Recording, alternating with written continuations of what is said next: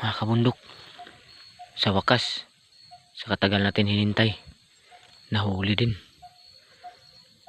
Salamat Lord. Salamat talaga Lord.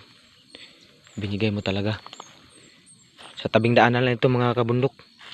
Tabing daanan lang. Time check is alas 5 na ng hapon. Alas 5 ng hapon mga kabundok. Dandahanin na natin mga kabundok. Akala ko talaga mga kabundok ayaw mahuli.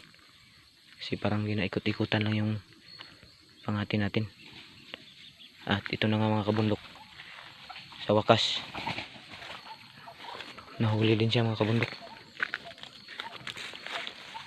Lord, salamat talaga Lord. Akala ko talaga hindi na talaga mahuli kasi nung oras na. Salamat at ito. Ay, salamat. Wow. Salamat Lord. Napakagandang alpas pala. Dalawa ang naka sa kanya mga kabundok. At ito naman ang ginamit natin mga kabundok, si Papa Abdul. Kanina pa mga kabundok, dito lang siya palagi, dito lang siya palagi.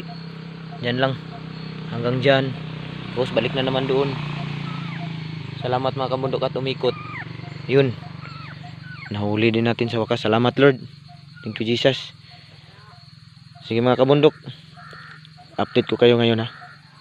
Update ko kayo mamaya. Ito na mga kabundok.